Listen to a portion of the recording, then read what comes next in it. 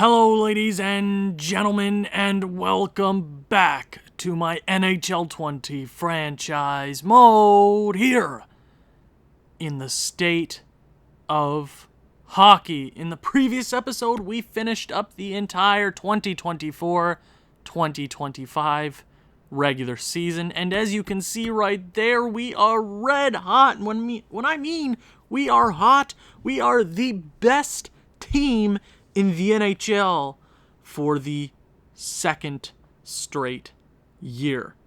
2 straight 60-plus win seasons, 62, 18, and 2 this year. We are on top of the world. First in the NHL, the Chicago Blackhawks were above us most of the season, and we just had a few really awesome win streaks down the stretch. I mean, if February went a little better for us, we were 6-4 in February, if I'm not mistaken. It was rough. It wasn't the best of months. We were 500 most of those days, games, whatever. We could have been so much better. We could have. There were a few things I'm like, nah, that was iffy. We could have done so much better. But 62 wins, I believe, ties the NHL record for most wins in a season, if I'm not mistaken. An incredible season. An incredible season from the Minnesota Wild. We are the best team in the regular season 2 years in a row. So let's go over the stats briefly. I did go in depth last episode at the end of the video. So I'm just going to talk about a few things heading towards the playoffs. Obviously, the biggest bright spot on this team is Anthony Francis. He wins his third straight Art Ross. He's probably going to win his third straight MVP. He is the man. He has 119 in his first season, 120 in his sophomore, and 119 this year. 61 assists each of those years. I wish he hit 60 this year in goals, but he's a machine. He did better this season, I would say, even though he was playing more, technically, even though we had him on more lines last year, which is kind of weird. I'm not sure how that works. 9-game winners. We're going to need him to be his absolute best this season going into the playoffs. He had 39 points in 22 games last year, and we came up short. There are no options this year except a Stanley Cup. We will have been defeated if we don't win the Stanley Cup in 2025. Obviously, our captain, Kirill Kaprizov, 27 years of age, 236 career goals. I don't know how many he'll have at the end of his career, but guy is a beauty. He's had 4 90-plus point seasons in his career. He's been a point per game every single season. Really solid guy. Obviously, the spotlight isn't on him as much because in his rookie season, he wasn't playing with anybody really good. He wasn't. I can't even recall his centerman that year. It might have been Luke Kunin, actually. But Kaprizov isn't the main man on this team anymore, but he still is clutch. He scored, 14 goals in the postseason last year? Exactly. He knows how to finish out playoff rounds. He does. And we're going to need that. Alexei Pietrangelo was the biggest throughout the season, I believe when we started last episode, he had around 11 goals. He finished the season with 42. I was like, okay, if he hits 30, I'll be happy. He started off slow. Production wasn't the same throughout most of the season. He missed 2 games this year. Same as last year. He had the same amount of goals and the same amount of assists, and that equals 86 2 years in a row. Man, oh man, he had a very, very strong finish to the season, and that's exactly what I love seeing out of the first overall pick in 2021. Absolute machine. Nils Höglander. I would say this is the best season of his career. It is best statistically. He was great on the power play. He had a really good plus-minus. 15 goals. He'll never be the best goal scorer on this team. But he passed the puck. And he passed the puck to Cale Newman. In his sophomore season, he put up 41 goals, 69 points. Nice. Was really solid defensively, had 9 game winners. Was really good on the power play. He was really, really good. I really, really like Cale Newman. I think when we traded Pasternak last offseason, I was like, Cale Newman's going to be the guy. I didn't know he was going to step up right away, but he did, and he was huge for us all season long. I think he was good in the postseason last year. Yeah, he was pretty solid. 41 goals this year. He is a legitimate goal scorer, and that's exactly what I like to see. Jack Hughes, he was floating around his best career, best season ever. 78 points is where he landed most of the season. He did drop off near the end. 64 points in his first season on a new team. I'm not upset, especially going into a postseason situation. I want him at his best. He's looking strong here in Minnesota. He was really good on the power play. I need more out of him, obviously, but I'm okay with a player like that centering our second line heading into the postseason. And I don't know what it is, but I think the sophomore curse, jinx, is over. Alongside Cale Newman, the other rookie last year, sophomore this year, Luis Langweeder. I've gotten a lot of positive comments about Luis. He might even take over Nils Hoglander's position very soon, especially since it's looking like this guy is going to be a top 6 producer. 31 goals on the third line. How many minutes was this guy playing? He's playing 11 minutes. Could you imagine if we maybe put him on the second line there? He could be a 50-plus goal scorer one day. I think he's young and full of potential, and he is going to make a great second liner one day. His stats are only going to get better. I really, really like him. And, Luke Kunin, not the best offensive season, but I asked for half a point a game, and he did exactly that. One of his best statistical seasons was pretty solid defensively. 2 shorthanded goals. I really, really like Cale Newman. It was his worst goal output since, I believe, our first ever simulating season.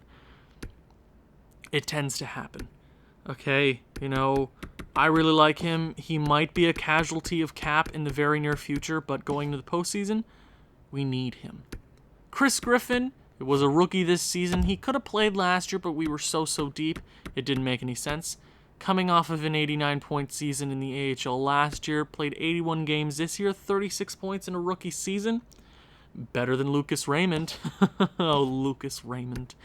Jason Zucker, Ryan Hartman, Adam Beckman all played to where I wanted them to be at. Zucker was really solid. He'll be good for us in the postseason. Same with Ryan Hartman. Adam Beckman is young. Full of potential, though. I don't know where this guy is going to finish in his career. Is he going to take over for Luke Kunin in the very near future, especially with cap being a problem? That is an option, but he was really, really good. Defense. Defense is always the brightest spot on this team, even with guys like Anthony Francis and Kaprizov and Pietrangelo. You look to our D-core and you have the Norris winner in 2025. It'll be back-to-back Norris Trophy seasons for Quinn Hughes. He got a little bit of positivity, happiness, getting his brother to come over to Minnesota. He's happy. He's playing the best hockey of his career, his best statistical season, best plus minus. I thought, 88 points is probably his cap. That is really, really hard to beat. As a defenseman, he goes out and puts up 93. Wasn't even his best power play season. He had 6 game winners. Wasn't even playing the most minutes, but he is the best. He's playing the best hockey of his career. There is no doubt about that. Speaking of playing the best hockey in his career, Brandt Clark and Marcus Mironov. You can say that for all 3 of these guys. They're all young. Quinn Hughes still has time to grow potentially. 2 more years of growth. Brandt Clark had 6 game winners. As a defenseman, they were scoring goals left and right. He almost had a 20-goal season as a defenseman. How many defensemen in the NHL scored 20 goals? I mean, I think Brent Burns done it a few times. Erik Karlsson. There's not a whole lot that come to mind. Shea Weber, that's an elite category that it's very, very hard to get into. 76 points. I didn't think it was going to get better than 72 last year, but he could even rival for Norris this year. I think him and Quinn Hughes will be the runner-ups year in, year out. Marcus Smirnov will always be number one in my heart, though. He's 99 not 99 overall. He's 90 overall, 23 years of age. The first ever pick I made as general manager of the Minnesota Wild. He'll always have a special place in my heart, and he's not a bust, which is the best part. He's scoring goals. He's getting assists. He's a great defensive player. Even though it says he's an offensive defenseman, he is a workhorse. He eats up so many minutes. He's so reliable. He's on a team-friendly contract. $7 million over 8 years. I mean, Brant Clark's making 5.1 for 8 years. Team-friendly deals left and right. They all want to play here in Minnesota, and they're playing the best damn hockey of their careers. Matthew Dumba. Is he going to be a casualty of cap in the future? Obviously, we have Maurice Potvin coming up. Maurice Potvin is a righty. You can make an argument for him taking over Matt Dumba's spot in the very near future, but the good part is we have Matt Dumba's rights. We can trade him away at any point during the offseason if need be. Oliver Shillington, Thomas Hickey, they started off the season really poorly.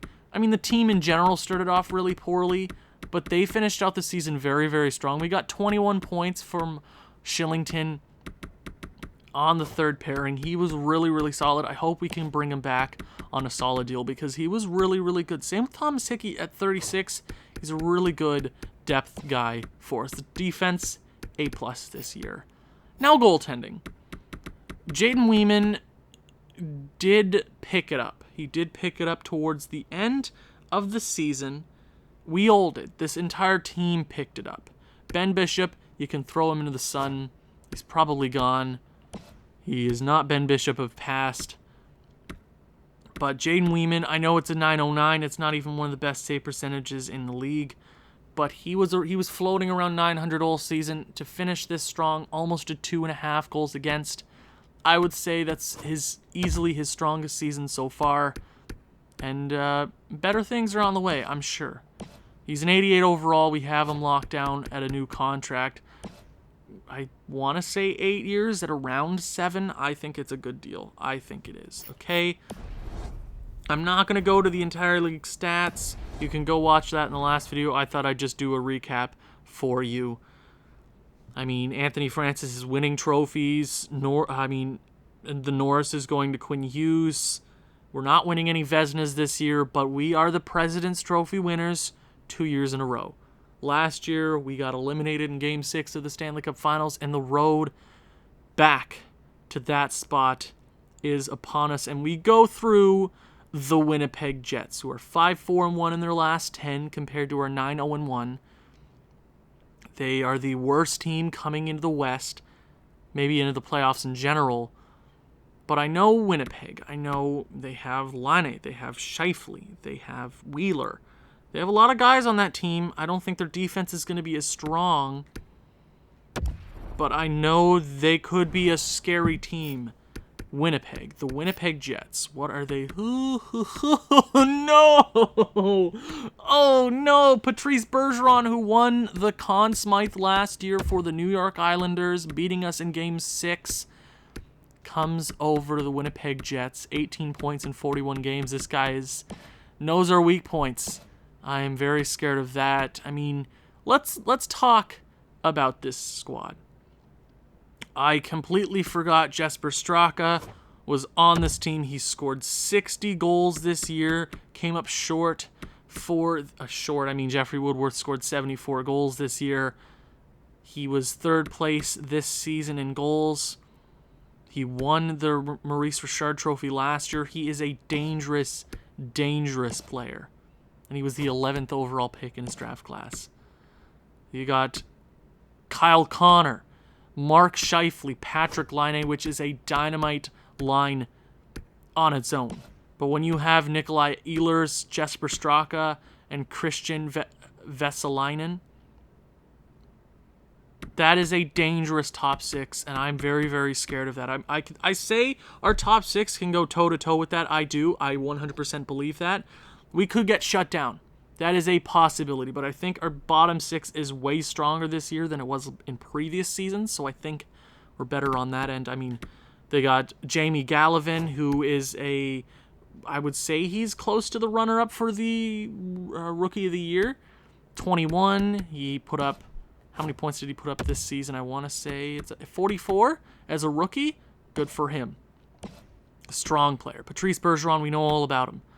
Tyler Toffoli, that's a strong player. Then you got Vladislav Kamniev, you got Eric Stahl, and you got Jack Roslovic. That is a strong offensive core. I say after the second line, they don't have the strongest of centermen. I mean, Eric Stahl, we know all about him too. I want to say we traded him to Winnipeg all those years ago, and he's just stuck around in Winnipeg. I think we tried to bring him back, I want to say last season, when Evgeny Malkin got hurt around the trade deadline, and the cap just forced us to go out and get a cheaper centerman. So, is he looking for some redemption against his old team? That is a strong offensive core, especially their big guys. They have 490 overalls in their top six. Scary. Defense. I have 100% seen weaker defenses. I say ours is bar none the best in the league. Sami Niku, Josh Morrissey, that's a strong top pairing. They got Oli Mata, Marcus Nudavara, you got Luke Green, and Brendan Dillon, who can chuck you around if he really feels like it now. They don't have a superstar on this D-core, but with the offense that you have, you only need a solid core. But it always comes down to goaltending. Their starting goaltender, Connor Hellebuyck, potentially the Vezina winner IRL this year, 35 wins. Not the best statistical season, but you know this guy is going to be big for the Jets. Their backup is Peter Mrazek. Any scratch players this year? Brett Kulak, Nick Bukestad, and Nicholas Waugh. Two centermen that you can sub in for Bergeron or any of those guys in the bottom six. So this is a scary team, and I get why they would falter in the regular season, but I also get why they could potentially make it all the way to the Cup Finals. But we are the team to beat. Let's see how round number one goes. There are no excuses this season, boys. First period of game number one in round number one. Let's see how it goes. First period. 1-1. Jack Roslovic scores early on the power play, and Kaprizov ties it up halfway through the first period. They are leading us in shots by 12-11. Lots of shots, but it was a goaltending period nonetheless. Second period. Kaprizov scores his second of the evening, but Jesper Straka and Kyle Connor team up, and they take the lead. Winnipeg, god dang it. Minnesota. You are the better team. I know you are the deeper, you are the stronger team, but I could totally see us getting swept this round. Because, I don't know, EA logic, am I right? There's not a whole lot I can change on this team. Don't make me make a rash decision this season. Prove to me that you're a good team. You won 62 games. You won 123 games in the last 2 seasons. In the regular season. Third period. Come on, Minnesota. Where's the big boys? Kaprizov completes the hat trick. It's all him right now, boys. Who's the next guy to step up for Minnesota? Power play. Cale Newman on Hellebuyck. We got the lead 2 in a row in the third period. They got a power play. Power play. It's a long one. Power play killed off, and Patrick Laine shows up, ties the game up on the power play. Third period is over. We had the lead for the majority of that last period, but Patrick Laine ties it up. 4:44 remaining in the third. Shots are pretty even. You know the rules about overtime if you don't know already. If it's not an elimination game or the Stanley Cup Finals, we do not jump in. Overtime. Come on, Minnesota. Come on, Minnesota. You've been bad in OT before. Come on, we need a little bit of magic. And we get it done. Anthony Francis, his first of the postseason comes up big. He had 5 points this evening, and you could have given it to Kaprizov or Anthony Francis, but a game-winning goal is exactly what you needed. A big 5-4 OT win. We could have been a lot stronger that game. Our offense could have been a bit better. Same with the goaltending, but we come out with a victory. Game number 2. We have the series lead here on home ice. XL Center, whatever you call it. First period. 1-0. Chris Griffin, the rookie, scores his first ever postseason goal. 15 shots to Winnipeg's 9. Great first period there. That's still too close. Second period. 3-0. Cale Newmanen scores about quarter of the way through the second period. Anthony Francis, his 6th point in 2 games. It's 3-0 Minnesota. Third period. Come on. Shut it down. Shut the Winnipeg Jets down. Chris Griffin, his 2nd as a rookie. Power play for Winnipeg. This might be too big of a lead. Cale Newmanen, another goal. He is just scoring left, right, and center. Winnipeg gets up. Oh my God, shorthanded goal for Brant Clark. That is insult to injury against the Winnipeg Jets. How often do you see a defenseman score a shorthanded goal? How often? Jaden Weeman with the shutout. Big performance from everybody there in Minnesota. Jason Zucker has actually been injured with back spasms. I'm going to go to head coach place player. That is rough, losing Jason Zucker. But I'm actually going to look. We can put Fitzgerald in, but is there anybody in the AHL that could potentially come up? Maybe a Dewar or something? Hold on. We got Dewar, we got Lemenko, we got Habibulin, we got Gruy. How's Dewar? Dewar could totally slot in. Mateos. The hell did this dude come from? Oh yeah, we got him did we pick this guy up off waivers? Oh, we did. So actually, hold on. I don't know what I'm doing right now. Okay, Jason Zucker on the 4th line. Do we just go with Fitzgerald, or do we give Dewar the shot? You know what? Let's go with Fitzgerald for just this game. If we falter, then I'm probably not going to blame it on him. But actually, how long was the injury? Why didn't I not check that? How long is the injury? Is it pending? Pending evaluation. I actually can't remember how long he's supposed to be out for. Might have said the 1st. Hoping it didn't, because he's out for a bit, actually. Okay, game number 3. We're heading to the Bell MTS place in Winnipeg. They don't have an airport, so we drove. Or we skydived. I'm not too sure. Big game number 3. You know, they got the whiteout here in Winnipeg. Let's see how Minnesota does. First period. Cale Newmanen starts the scoring early, but Winnipeg comes out big on home ice, doubling us up in shots. 2 power play goals, topped off with Kyle Connor's late goal. Yikes. Rough first period. Second period. And they top it off with a Patrick Laine goal. What a rough game here. Ryan Hartman scores early. Can we get another one? Make this a game, Minnesota. Come on. Josh Morrissey scores for Winnipeg. This first round will not be as easy as I had foreseen it. Yikes. What a terrible game number 3. Ryan Hartman is 2nd in the 3rd period. He's the only guy showing up. Nobody deciding to show up in clutch time for the Minnesota Wild, and they beat us in game number 3, cutting the series lead in half for the Minnesota Wild. Okay. So we win 2 on home ice. We lose 1 on theirs. Can we turn things around? Come on, Minnesota. Game number 4. You've done this in years past. You know that? I think you did twice, 2 or 3 times last playoffs. You were up 2-0 in a series, and you dropped it. And you let them tie the series and make it a best of 3. I mean, last year, we won 2 straight in the Stanley Cup Finals. We were 2 wins away from Lord Stanley Cup for the first time ever. 2 times. 2 wins, okay? We had 4 opportunities, and they beat us 4 straight. Don't let this happen. First period. 1-0. Cale Newmanen is just scoring goals on the power play. 1:30 into the first period. That's getting it done, doubling them up in shots. Keep the momentum going. Second period. 2-0. Alexei Petrangelov shows up. Haven't seen his name in a hot second. Power play goal. Make that 2 power play goals on the evening. We are out shooting them. It's still a pretty close game. It's anybody's game at this point. Third period underway. Come on. We need an insurance goal. Oh, simulation is slow. Sorry. I'm like, why isn't it moving? Come on, Minnesota. Shut it down. Mark Scheifele scores. I don't like this at all. I don't. So I'm not even... I don't trust this.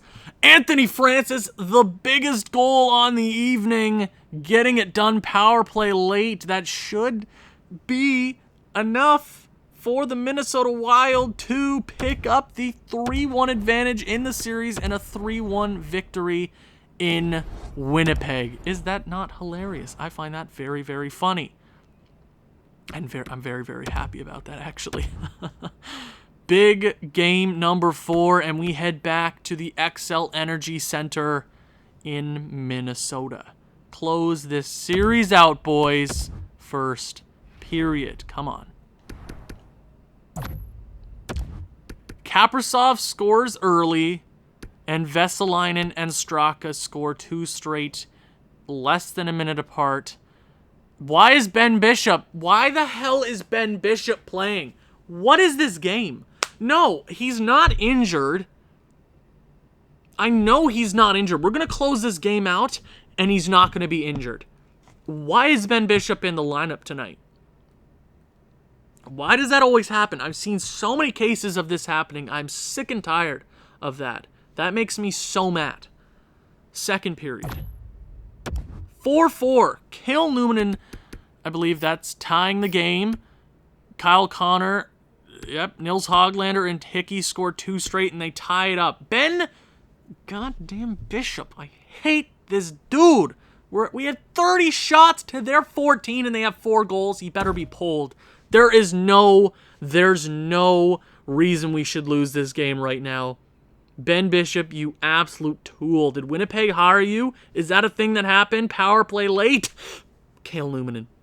We're up 5-4. Chance to close this series out on home ice. Ben Bishop, you absolute sieve. Get it done. Get it done. 3, 2. Oh, Josh goddamn Morrissey again. Ben Bishop. No. Oh, I hate. Oh, this. Ben Bishop, we got a problem. We should have won this game. We should have. If EA would have just let Weeman in, there should be no reason Ben Bishop is in this game unless he is injured. Unless Weeman is injured. Finish this series out. Be clutch. Get it done. Give them no choice. Kaprizov back to Pietrangelo. Clark in front. Big rebound. Hellebuck smothers it. Okay, offensive zone face-off. Get it done, guys. Get it done. You know they want to head to the second round. Anthony Francoff. Face-off win. Brandt Clark over to Kaprizov. In front. Big rebound. Almost gets his rebound, actually.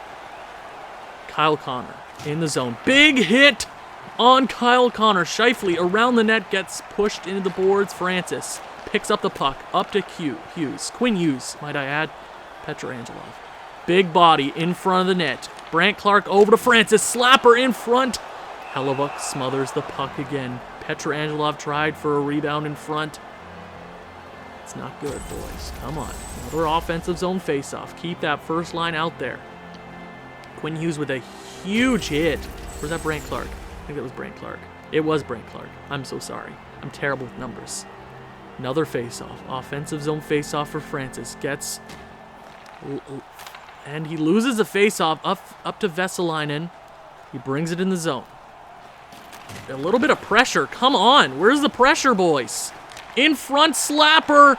Huge slapper, but Ben Bishop makes the save. And, oh my god, Petrangelov just got absolutely obliterated in the boards. There's no way he should be getting smushed like that. Morrissey up to Vesalainen. In front. Why is Weeman in the... Excuse me, game. Why is Weeman in the net now? Why was Ben Bishop playing? And they... I don't know who to blame at this point.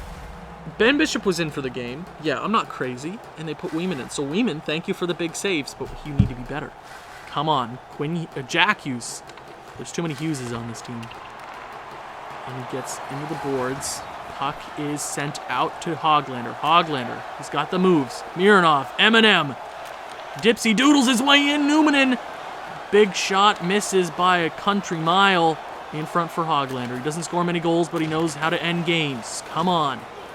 Is that a he was totally tripped up there. The refs with the biggest blunder call I've ever seen. Are you kidding? I mean, no call. Jesus. Matt Dumba was totally tripped up. Numanen with the chance here. Numanen with the puck. He knows how to end things. 41 goals in the regular season. Matt Dumba. He's ended series before. Hoglander can't get it done. 2 big shots on Hellebuck in front. But he covers up the puck. Oh my gosh. What a transition there. I mean, Matt Dumba ended the Western Conference Finals last year in a Game 6 overtime. He should have just shot the puck there. Third line is out. Hickey over to Chris Griffin. Oh my, big shot for the rookie. That would have been the biggest goal to date in his career. Come on. 5-5 in OT. We're about halfway through the first overtime frame. Luke Kunin, pretty good at faceoffs. Get another win here against Patrice Bergeron. Wins the faceoff. In front for Chris Griffin. Again, another shot in front.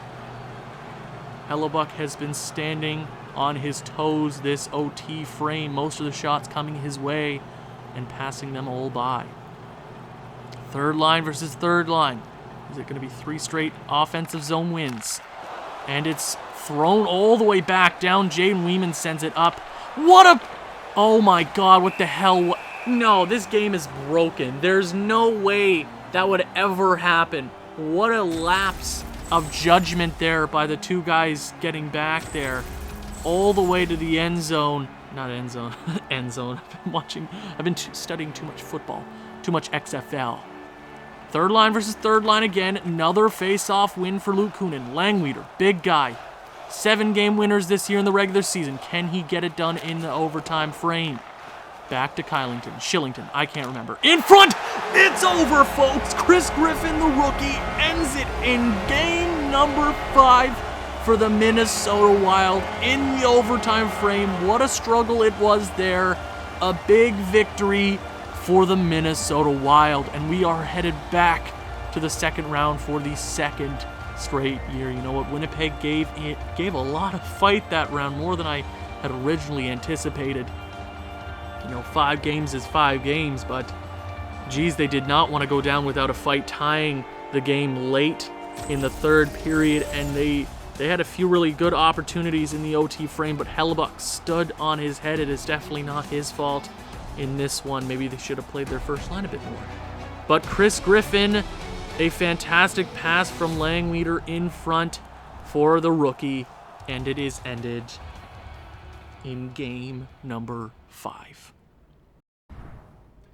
That was an overtime frame. That was crazy. I'm not even gonna lie. That was nuts. You know, back and forth, plenty of big saves. I'm gonna blame EA at this point because Weeman wasn't injured, because he played in overtime.